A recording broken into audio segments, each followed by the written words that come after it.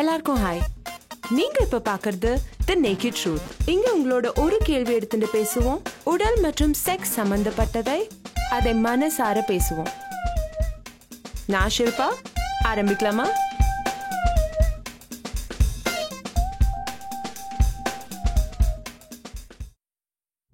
வயசு பொண்ணு பூனேலேருந்து எழுதியிருக்காங்க.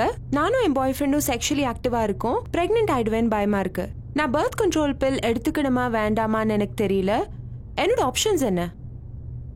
ஓகே, 2 விதமான பர்த் கண்ட்ரோல் மாத்திரைகள் இருக்கு. ரொம்ப காமன் ஆனது தி காம்பினேஷன் பில். இதுல 2 ஹார்மோன் கலந்துள்ளது, எஸ்ட்ரோஜன் மற்றும் ப்ரொஜெஸ்டரோன். இந்த ஹார்மோன் பெண்களோட உடம்பிலேயே உள்ளது மற்றும் உற்பத்தியாருது. ஆனா இது அதிகமா இருந்தா அது பெண்கள் உடம்பில் எக் டெவலப் மற்றும் ரிலீஸ் பண்றதை தடுக்கிறது. 2வது பில் தி மினி பில் என்பது.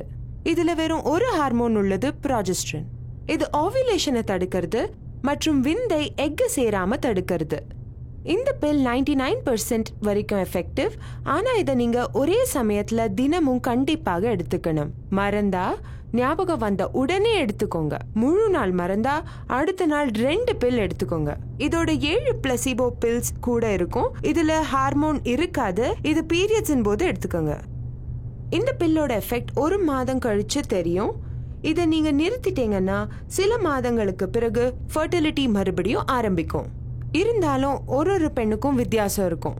எதுக்கும் ஒரு டாக்டரை பார்க்கறது நல்லது. ஏன்னா இந்த பில்ல நிறைய சைடு எஃபெக்ட்ஸ் உள்ளது. உங்களோட மெடிக்கல் ஹிஸ்டரி பிரகாரம் ஒத்தொத்தருக்கும் எஃபெக்ட் பண்ணும். ஞாபகம் வச்சுக்கோங்க, இந்த பில் STI அல்லது STD பிரிவென்ட் செய்யாது. சோ கண்டிப்பா காண்டம் யூஸ் பண்ணுங்க.